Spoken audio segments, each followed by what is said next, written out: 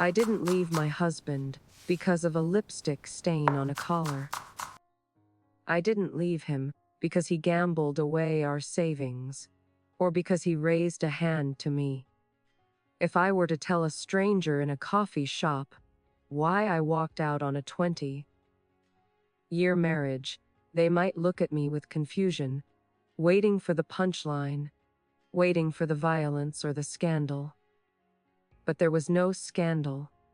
There was only silence.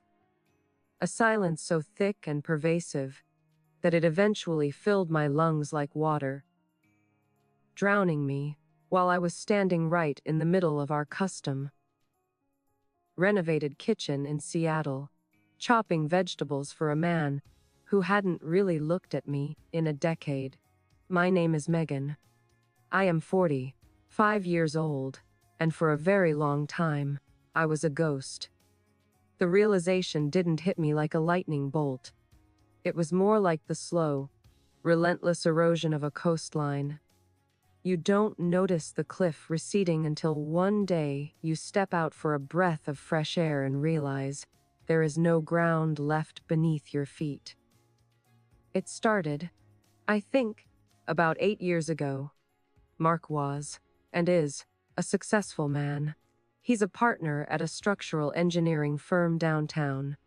He deals in load-bearing walls, in tension and compression, in things that hold up the sky. He is precise, admired, and undeniably handsome in that silver, fox, Pacific Northwest way.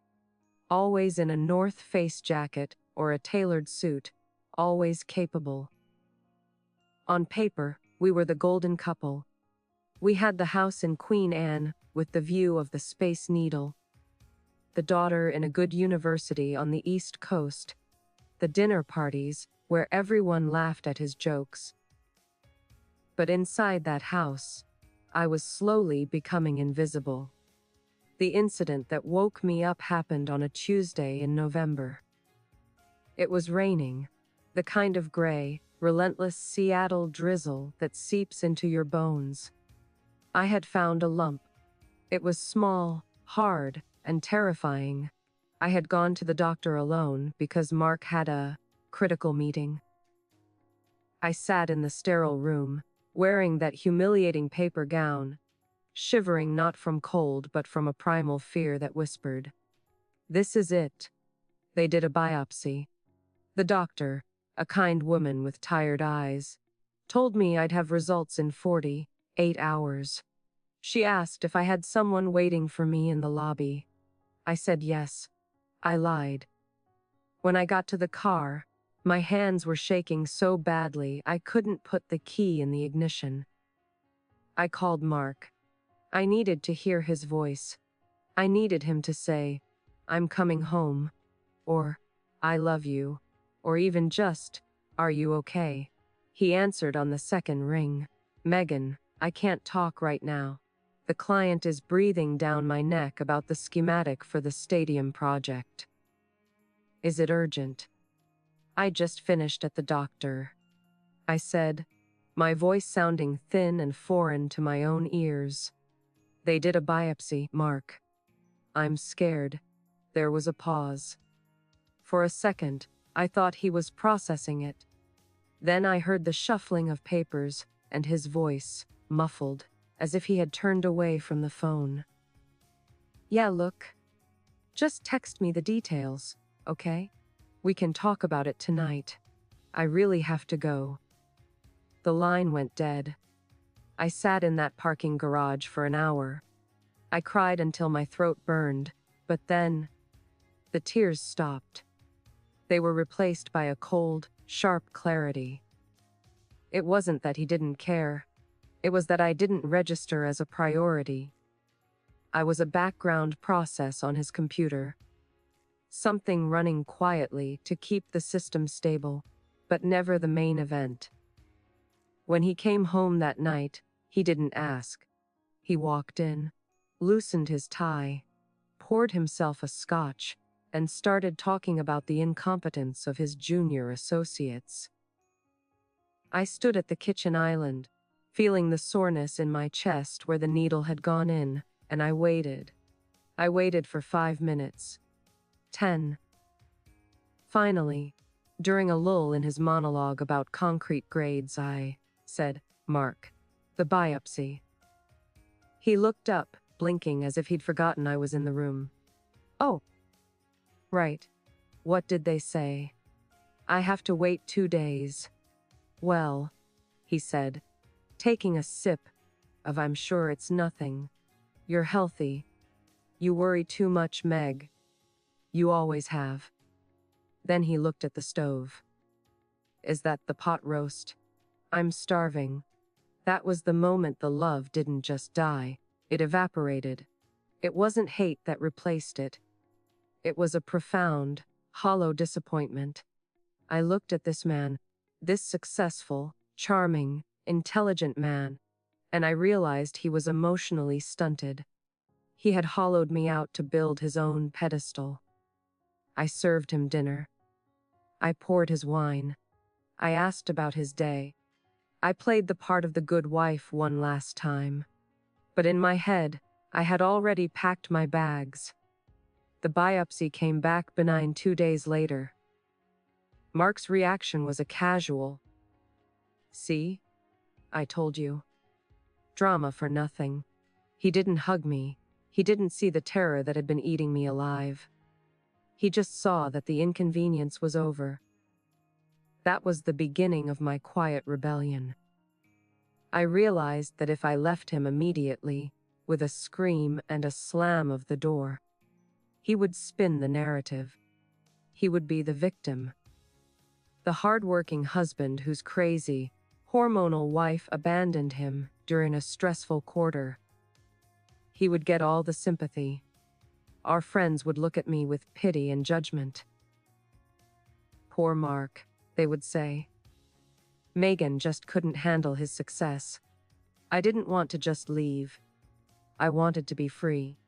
And to be free, I had to dismantle the life I had built around him, brick by brick, without him hearing a sound. I decided to stay for 6 more months. Not to fix things, but to prepare. I started observing him like a scientist studying a specimen. I watched how he moved through the world. I noticed how he interrupted me in every conversation. I noticed how, when we went to dinner with friends, he would tell stories about a sis that were actually just stories about him, with me as a silent prop in the background.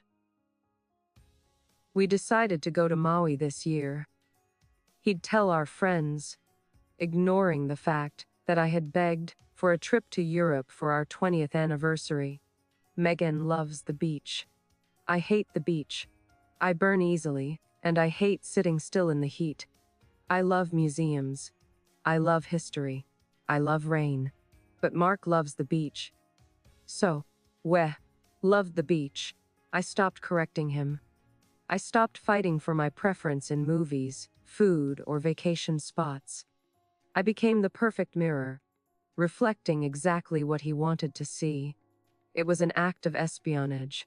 By becoming exactly what he wanted, silent, compliant, agreeable, I became invisible enough to hide my escape plan in plain sight. The first step was financial. I had been a graphic designer before our daughter was born, but Mark had encouraged me to take a break when she was little, and that break had stretched into 15 years. I did freelance work occasionally, but the money always went into the joint account. Mark managed the finances. "It's just easier," he'd say. "I have a system." His system was control. I had a credit card, of course, but he saw every transaction. If I spent too much at the grocery store, he'd make a joke about it. "Buying out Whole Foods, are we?" I needed my own war chest. I ramped up my freelance work. I reached out to old contacts, telling them I was back in the game. I worked during the day while Mark was at the office. But instead of depositing the checks into our joint account, I opened a new account at a different bank, entirely in my name. I chose a bank with no branches near his office, a credit union that felt small and private. I told Mark the freelance market was slow. He didn't question it because he didn't respect my work. To him, my design work was a cute hobby, something to keep me busy while he did the real work of building the city skyline. Every check I earned went into my freedom fund. $500 here, $2,000 there. It added up. It was exhilarating. For the first time in years, I felt a spark of agency. I wasn't just Mark's wife. I was Megan. I was earning money he didn't know about. I was building a raft while living on his ship. But money was only part of it. The harder part was the emotional detachment.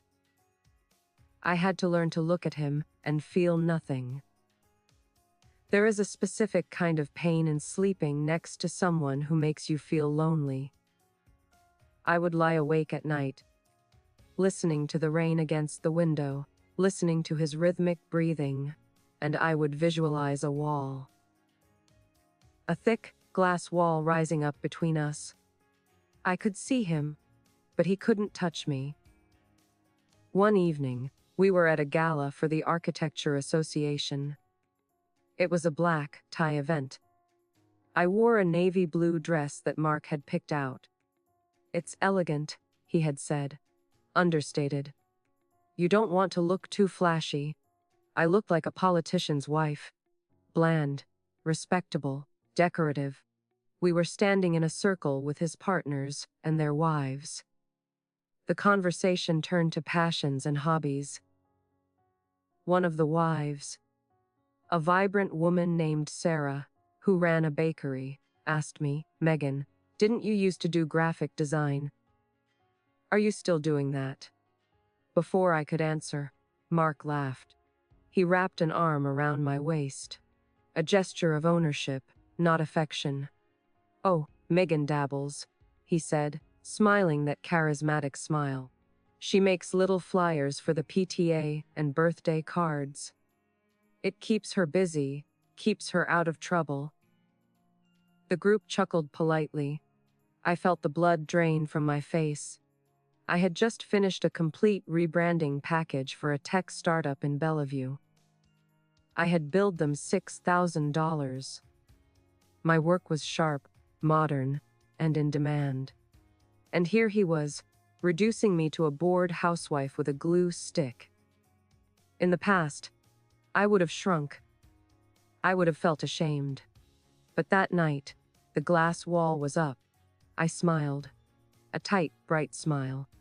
"Actually, Mark," I said, my voice steady and clear, cutting through the laughter.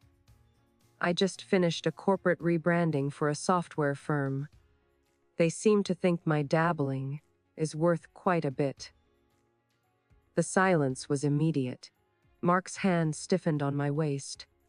He looked down at me, his eyes narrowing slightly. It was a look of warning. "You are going off script." "Well," he said quickly, recovering. "That's wonderful, honey. I just meant you don't have to grind like the rest of us." He patted my hip and turned the conversation back to steel tariffs. But Sarah caught my eye. She gave me a small nod. She saw it. For a fleeting second, someone saw me. That night, in the car ride home, Mark was icy. "You embarrassed me," he said, staring straight ahead at the wet pavement. "By mentioning my job, by contradicting me, by making it sound like I don't support you. You know how important appearances are with the senior partners." "I exist, Mark," I said softly. "I'm not just your plus one." "Don't start," he snapped. "I'm tired. I provide everything for us, Megan. Everything. The least you can do is be on my team when we're in public." I didn't argue. I didn't yell. I just looked out the window at the passing city lights, blurring in the rain. 6 months, I told myself. Just 4 more months now. I started looking for apartments. This was tricky. I couldn't be seen touring places, and I couldn't have emails popping up on my phone. I bought a burner phone. It felt like I was having an affair. But my lover was my own future. I found a place in Capitol Hill. It was small, a 1-bedroom in an older building with creaky floors, and no view of the Space Needle. It had a view of a brick alleyway and a fire escape. It was perfect. It cost 1/3 of what our mortgage was, but it was mine. I put down the deposit using my secret account. I wouldn't move in until the date I had set in my mind, April 15th. Tax day. There was a poetic justice in that. The hardest part was the purging. I had 20 years of accumulation in that big house. Clothes, books, trinkets, memories. I knew I couldn't take it all. If I started packing boxes, Mark would notice. So, I started spring cleaning. In January, I donated bags of clothes. I cleared out the attic. Mark was pleased. "House looks great," he said. "Less clutter." He didn't realize that the clutter I was removing was me. I slowly moved my most precious possessions to a storage unit. My portfolio. The photo albums from when our daughter was a baby. I made copies for him, left the originals in the unit.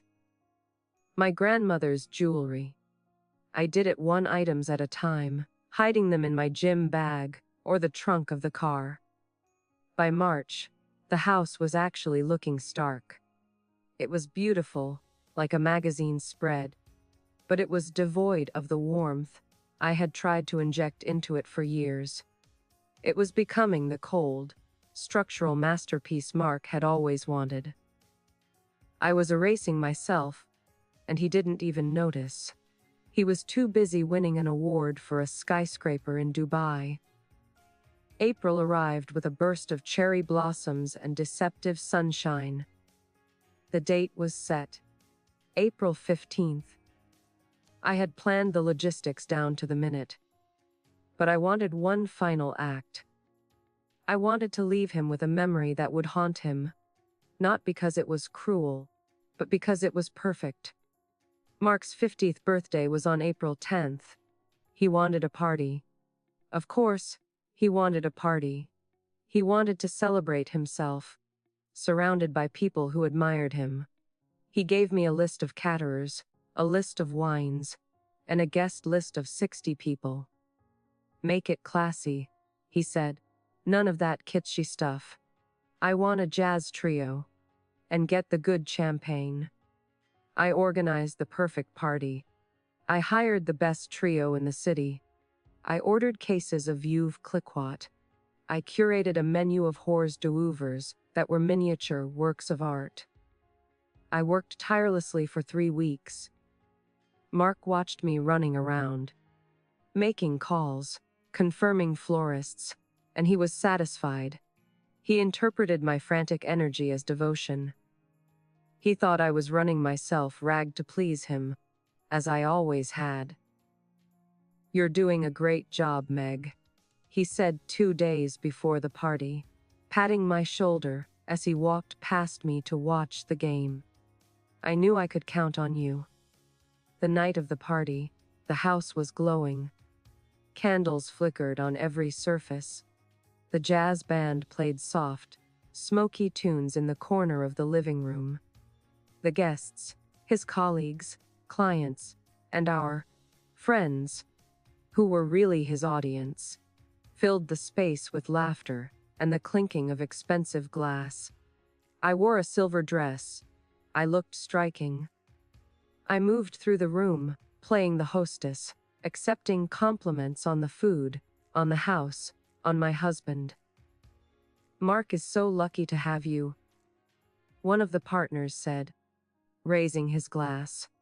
"I'm the lucky one," I lied, smiling until my cheeks hurt. Mark was in his element. He stood by the fireplace, holding court. telling a story about a complex negotiation he had won. He looked at me across the room and winked. It was a wink of ownership. Look at what I have.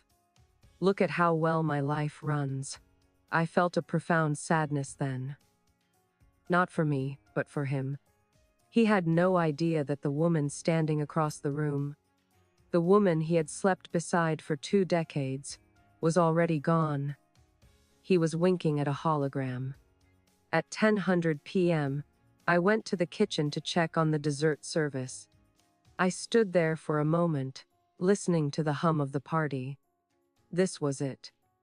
This was the crescendo of my life as Mrs. Mark Sterling. I walked back out, gave a toast where I praised his dedication and his vision, and watched him beam. I kissed his cheek. His skin smelled of expensive cologne and scotch. "Happy birthday, Mark," I whispered. "Best party ever, babe," he whispered back, already turning away to shake another hand. The next 5 days were a blur of adrenaline. The party cleanup, the final transfer of funds, the changing of passwords. On April 15th, a Tuesday, Mark left for work at 7:30 a.m. He kissed my forehead. "Don't forget to pick up my dry cleaning," he said. "I have the flight to Chicago tomorrow." "I won't forget," I said. As soon as his Audi pulled out of the driveway, I moved. I didn't have much to pack because I had already moved everything that mattered. I took my suitcase, the one I kept in the guest closet, and packed my remaining clothes. I took my laptop. I took the small box of toiletries I kept in the bathroom. I did not smash anything. I did not cut the cords of the TV. I did not pour bleach on his suits. That would have been messy, and I was done with messes. Instead, I cleaned. I vacuumed the carpets. I wiped down the counters. I made the bed with hospital corners. I wanted him to come home to a house that was pristine, functioning, and utterly empty. I left his dry cleaning ticket on the kitchen counter. Next to it, I placed my house key and my wedding ring. I wrote a letter. I had agonized over this letter for weeks. Should I list my grievances? Should I scream on paper about the biopsy, the neglect, the loneliness? In the end, I realized that explaining it to him was futile. If he hadn't understood my silence for 10 years, he wouldn't understand my words now. The note was short. "Mark, I've moved out. I'm not coming back. You have been alone in this marriage for a long time. You just didn't notice because I was there to manage the logistics of your solitude. Now, the logistics are yours too. I have filed for divorce. My lawyer will contact you on Thursday. Please do not come looking for me.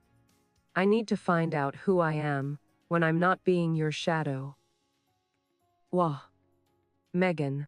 I placed the note on the island, right where he would put his keys when he walked in. I walked out the front door. It was raining again. I got into my car, a modest sedan I had leased under my own name the week before, and backed out of the driveway. I looked at the house one last time. The big windows, the manicured lawn, the structure that held up the sky. I felt a wave of nausea, followed immediately by a rush of oxygen, so pure it made me dizzy. I drove to Capitol Hill. I carried my suitcase up the 2 flights of stairs to my new apartment. I unlocked the door. The apartment was small. It smelled of floor wax and old wood. I had a mattress on the floor, a small table, and a coffee maker. It was nothing like the palace I had just left. I sat down on the mattress and waited. I knew his schedule. He would be home at 6:30 p.m. At 6:35 p.m., my phone rang. I had kept my old number active for 1 more day, just for this. I let it ring. It rang again, and again. Then, the texts started coming. Where are you? The house is empty. Is this a joke? Megan, pick up the phone. I turned the phone off. I took the SIM card out and snapped it in half. I dropped it into the trash can. I made myself a cup of tea. I sat by the window and watched the rain fall into the alleyway. I imagined him in that big, silent house. I imagined him reading the note. I imagined the confusion, the sudden realization that there was no one to ask about dinner, no one to listen to his stories, no one to reflect his greatness back at him. For the first time in 20 years, Mark was going to have to sit with himself. And that, I knew, was the greatest revenge I could possibly exact.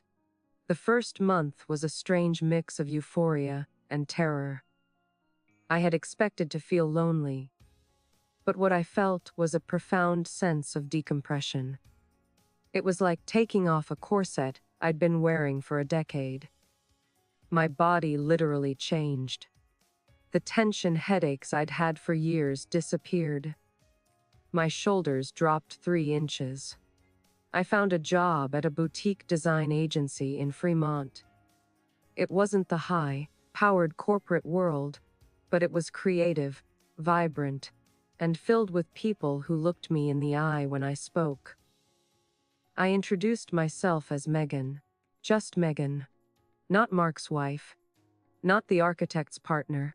My lawyer, a sharp woman named Karen, handled Mark. He didn't take it well. The quiet exit I had planned was quiet on my end, but noisy on his. He tried to storm my old gym. He called my parents who, bless them, told him to go to hell. He tried to freeze the joint assets, but I had already secured what I needed to survive the initial battle. Karen told me about their meetings. He's baffled, she said, sipping coffee in her office. He keeps asking what he did. He says he never hit you, he never cheated, he gave you a perfect life. He literally cannot compute why you would leave. He thinks the house was the life, I said. Exactly. He's angry, Megan. Not because he misses you, but because you broke the contract. You stopped playing your role. It's an insult to his management skills. She was right. Mark wasn't heartbroken, he was offended.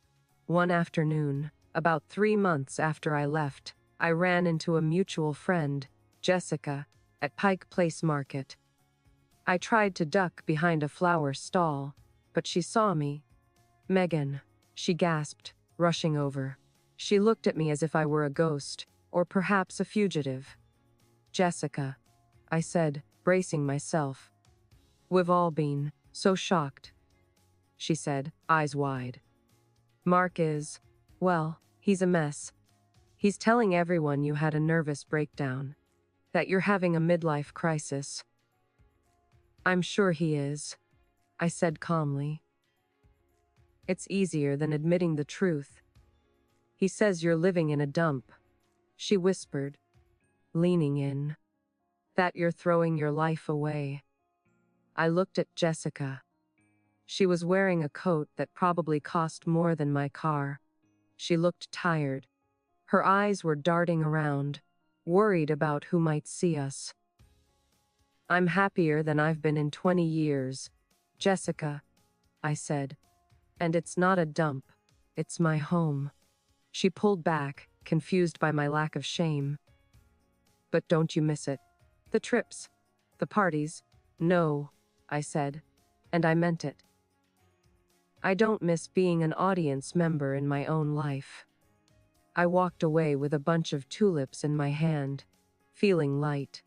The social humiliation Mark was trying to inflict on me, painting me as crazy, unstable, ungrateful, wasn't sticking. Or maybe it was, and I just didn't care anymore.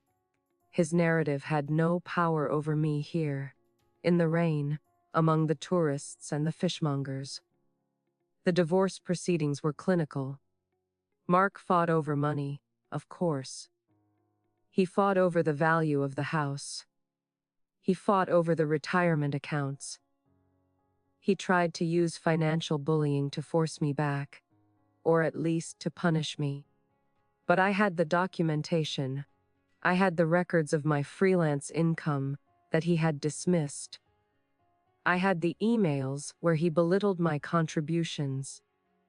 And Washington is a community property state. In the mediation room, sitting across from him for the first time in 6 months, I was shocked by how small he looked. He was still wearing the expensive suit, but his tie was slightly crooked. He looked tired. He looked angry. He wouldn't look at me. He spoke only to his lawyer. "She doesn't deserve half the appreciation of the firm," he barked. "She didn't draw a single blueprint." "I built the life that allowed you to draw them," I said. My voice was quiet, but it cut through the room. He turned to me then, his eyes cold. "You were a housewife, Megan. Don't pretend you were a partner. I was the project manager of your entire existence, Mark," I said. "I managed your home, your social schedule, your daughter's upbringing, your parents' elder care, and your ego. And I did it while being treated like furniture." He stared at me, his mouth opening and closing. He had no comeback for that because deep down, in the pragmatic, engineer part of his brain, he knew it was true. He knew that since I left, he had missed 3 dental appointments, alienated 2 clients because he forgot their wives' names, and his house was gathering dust. We settled. I didn't get everything, but I got enough. I got my freedom, and I got the capital to start over properly. But the real victory came a year later. I was walking out of a cinema on a Friday night, alone, happy, having just watched a foreign film Mark would have hated, when I saw him.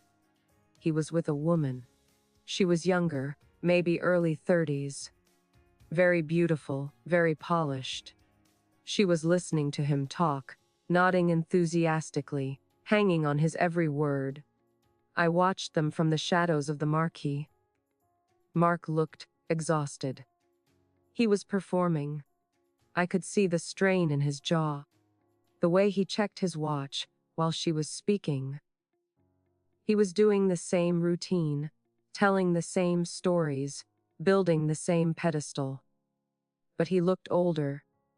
The crispness was gone. There was a frantic energy to him, a desperation to be admired that I hadn't noticed before, because I had been too busy providing the supply. He didn't see me. I watched the young woman. I saw the slight glaze in her eyes as he interrupted her to correct a detail about the wine they were going to drink. I saw her smile falter for a fraction of a second before she pasted it back on. Run, I thought. Run while you still can. But I didn't say anything. I wasn't responsible for her, and I wasn't responsible for him. I turned my collar up against the drizzle and walked to the bus stop. My apartment was waiting for me. I had painted the walls a warm sage green. I had bought a second, hand velvet armchair that I adored. I had a cat now, a stray I'd found in the alley. My life was small. It was quiet. Nobody was applauding me. There were no galas. But when I woke up in the morning, the air in the room was mine. The coffee tasted like coffee, not like compromise. I had been betrayed by neglect, by the slow erasure of my selfhood. My revenge wasn't burning his house down. It was refusing to be the fuel for his fire anymore. Mark is still rich.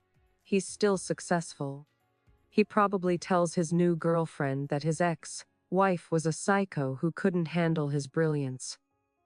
But I know the truth. And more importantly, I know myself. I am Megan. I am 46. I live in Seattle, and for the first time in my life, I am entirely, wonderfully, terrifyingly real. Looking back, the most dangerous part of my betrayal wasn't that Mark didn't love me. It was that he made me forget how to love myself. Neglect is insidious because it doesn't leave bruises. It convinces you that you don't take up space, that your needs are excessive, that your voice is a frequency no one wants to tune into. Recovery was not a straight line. There were nights in my new apartment where the silence felt heavy, not liberating. I would wake up at 300 a.m., reaching for a body that wasn't there, panicked that I had made a terrible mistake. I missed the security. I missed the view of the sound. I missed the illusion of safety. But then I would remember the biopsy. I would remember the dinner party. I would remember the feeling of being a prop. I started therapy. My therapist, Dr. Evans, helped me unpack the term financial and emotional infidelity. He didn't spend money on another woman, she said, but he spent all his emotional capital on himself. He withheld intimacy as a control mechanism. That is a betrayal of the marital contract, just as much as sleeping with someone else. That validation was crucial. It gave me permission to be angry. One day, my daughter, Sophie, came to visit from the East Coast. She had been distant during the divorce, confused by the suddenness of it, caught in the middle. Mark had undoubtedly been working on her, spinning his tale of the abandoned father. She came to my small apartment. She looked around at the second-hand furniture, the small kitchen, the cat sleeping on the rug. "Mom," she said, sitting on the edge of the velvet chair. "Dad says you're having a breakdown. He says he offered to pay for treatment." I laughed, a genuine belly laugh. "Did he? He's worried about you. He says you're living in poverty." "Sophie, look at me," I said. "Do I look like I'm having a breakdown?" She looked at me, really looked at me. She saw that I wasn't dyeing my hair to hide the gray anymore. She saw that I was wearing jeans and a sweater, not the stiff, elegant clothes Mark preferred. She saw that I was calm. "You look different," she admitted. "I'm happy, Soph. I have my own money. I have my own time. I'm not waiting for anyone to tell me what we're doing for dinner or where we're going on vacation." We talked for hours. I didn't trash her father. I didn't tell her he was a monster. I just told her my truth. I told her about the loneliness. I told her about the feeling of being invisible. By the end of the weekend, the tension between us had broken. She understood. She was a young woman now, navigating her own relationships. She recognized the patterns. "I don't want a marriage like you guys had," she said quietly before she left. "I always thought it was perfect because you never fought. Now I realize you never fought because you never spoke." "That," I said, hugging her, "is the smartest thing anyone has said about us." Getting Sophie back, or rather, building a real relationship with her based on honesty rather than performance, was the final piece of my healing. 2 years post-divorce, I received an envelope in the mail. It was from Mark. No return address, but I knew the handwriting, the architect's script. Inside was a check, a large one, and a note. "Megan, I sold the house. It was too big. I found this in the safe, your grandmother's ring. I thought you took it, but it must have fallen behind the lining. I'm sending it, and the check is for the buyout of the furniture you left." I don't want to owe you anything. I held the ring. It was the one thing I thought I had lost in the move. Tears pricked my eyes, not for him, but for the restoration of that piece of my history. The check was for $50,000. Guilt money, hush money, or maybe, just maybe, a sliver of recognition that he had undervalued me for decades. I cashed the check. I put it into a savings account for a down payment on a small condo. I wasn't going to let pride stop me from securing my future. I didn't reply to the note. Silence, I had learned, was the most powerful language of all. My life now is a tapestry of my own making. I take pottery classes on Thursdays, something Mark would have called useless clutter. I make lopsided bowls and I love them. I date, occasionally, men who ask me questions. Men who look at me when I speak. It's strange and wonderful to be seen. I'm not looking for another husband. I'm not looking for someone to complete me. I found the missing piece of myself in that rainy parking lot outside the doctor's office, and I have been polishing it ever since. Sometimes, I drive past the old neighborhood. I see the big houses, the manicured lawns, the golden lights in the windows. I know what happens behind those doors.